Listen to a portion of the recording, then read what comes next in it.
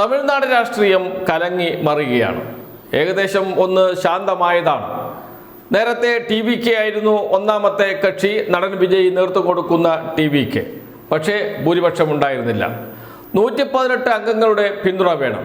അതിനുവേണ്ടി പെടാ പാടുപെട്ടു വിജയ് എന്ന കാര്യത്തിൽ സംശയമേയില്ല.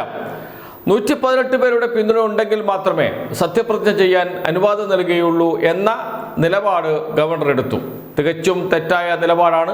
ഏറ്റവും വലിയ ഒറ്റക്കക്ഷിയെയോ മുന്നണിയെയോ സത്യപ്രതിജ്ഞ ചെയ്യാൻ വിളിക്കുക എന്നതാണ് കീഴ്വഴക്കം. സുപ്രീം കോടതി പോലും അത് ഉയർത്തിപ്പിടിച്ചിട്ടുണ്ട്. എന്നാൽ അതൊന്നും BJP സർക്കാരിനോ BJP ഗവർണർക്കോ ബാധകമല്ല എന്ന് ഒന്നുകൂടി തെളിയിച്ചിരിക്കുന്നു. എങ്ങാനും ഭൂരിപക്ഷം തെളിയിക്കാൻ കഴിഞ്ഞില്ല എങ്കിൽ BJPയുടെ പിൻവാതിൽ ഭരണം തമിഴ്നാട്ടിൽ നടപ്പാക്കാം. ഇതായിരുന്നു BJP ലക്ഷ്യമിട്ടത്. എന്ന് വെച്ചാൽ രാഷ്ട്രപതി ഭരണം നടപ്പാക്കാം.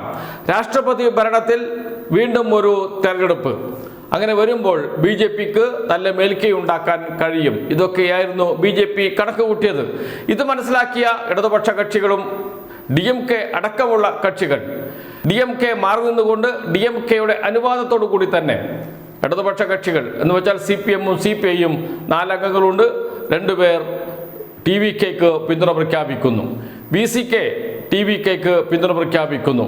അങ്ങനെ 121 അംഗങ്ങളുടെ പിന്തുണയോടുകൂടി സത്യപ്രതിജ്ഞ ചെയ്യുന്നു വിജയ്. മുഖ്യമന്ത്രിയായി TVK അധികാരം ഏറ്റെടുക്കുന്നു. നേരത്തെ കോൺഗ്രസ് പിന്തുണ നൽകിയിരുന്നു. 5 സീറ്റാണ് കോൺഗ്രസിനുള്ളത്. മലക്കം പറഞ്ഞു കോൺഗ്രസ്. വലിയ വിമർശനം കോൺഗ്രസിനെതിരെ TMK ഉന്നയിച്ചു. ഒരിക്കലും വിശ്വസിക്കാൻ പറ്റാത്ത പാർട്ടിയാണ് കോൺഗ്രസ് എന്ന് പറഞ്ഞു. കോൺഗ്രസ് പിന്നിൽ നിന്ന് കുത്തി എന്ന് പറഞ്ഞു. അപ്പോഴും ഇടതുപക്ഷ പാർട്ടികളെ ചേർത്ത് നിർത്തുകയും ഇടതുപക്ഷ പാർട്ടികൾ കൃത്യമായ നിലപാടാണ് സ്വീകരിച്ചത് എന്ന് പറയുകയും ചെയ്തു സ്റ്റാലിൻ എന്നതും നാം കണ്ടതാണ്. അങ്ങനെ അധികാരത്തിലേറാൻ തീരെ സാധ്യതയില്ലാതിരുന്ന ഒരു ഘട്ടത്തിൽ ഇടതുപക്ഷ പാർട്ടികളുടെയും VCKയുടെയും അതേപോലെ കോൺഗ്രസിൻ്റെയും പിന്തുണയോടുകൂടിയാണ് TVK അധികാരത്തിൽ വന്നത്. നടൻ വിജയ് മുഖ്യമന്ത്രിയായി അധികാരം ഏറ്റെടുത്തത്. പക്ഷേ സത്യപ്രതിജ്ഞ ചടങ്ങ് BJP ചടങ്ങാക്കി മാറ്റി. തുടക്കത്തിലെ കല്ലുകടി എന്ന് വേണമെങ്കിൽ പറയാം.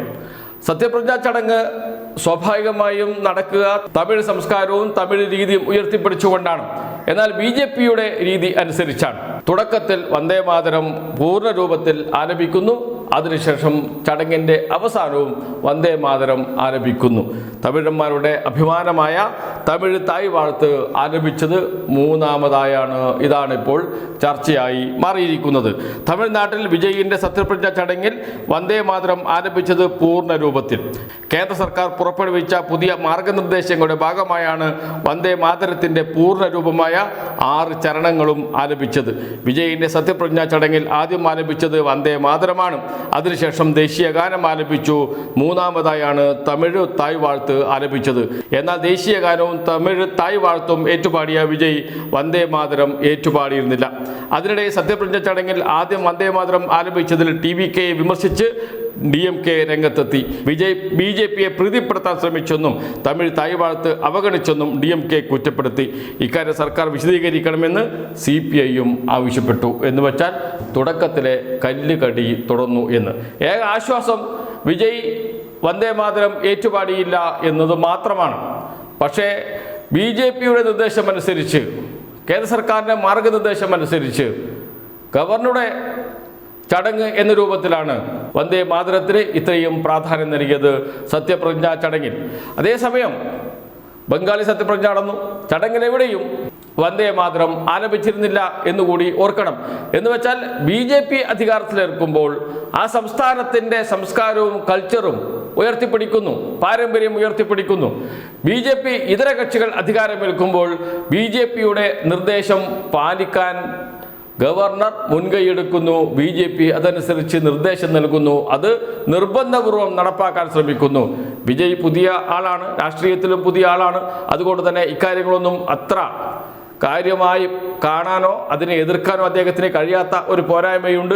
സ്വാഭാവികമായി മന്ത്രിസഭയുടെ തുടർ പ്രവർത്തനങ്ങളിലൊക്കെ ഇങ്ങനെ വരികയാണെങ്കിൽ വിജയ് സർക്കാർ ഒരു വലിയ പരാജയമായിരിക്കും എന്ന കാര്യത്തിൽ സംശയമില്ല.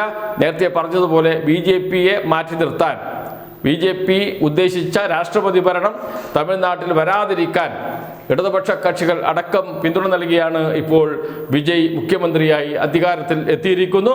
BJPക്കെതിരെ കൃത്യം നിലപാട് എടുത്തില്ല എങ്കിൽ സ്വാഭാവികമായും ഇടതുപക്ഷത്തിന് CPIക്കും CPIMനും വിജയോടൊപ്പം നിൽക്കാൻ കഴിയില്ല. ഉപാധികളില്ലാത്ത പിന്തുണയാണ് നൽകിയിരിക്കുന്നത്. അതുകൊണ്ട് തന്നെ എപ്പോൾ വേണമെങ്കിലും പിന്തുണ പിൻവലിച്ച് ഇറങ്ങി വരാനും DMK മുന്നണിയോടൊപ്പം നിൽക്കാനും CPMും CPIയും തയ്യാറാകും. അങ്ങനെ വന്നാൽ സർക്കാർ താഴെ പോകും എന്ന കാര്യത്തിൽ സംശയമേയില്ല.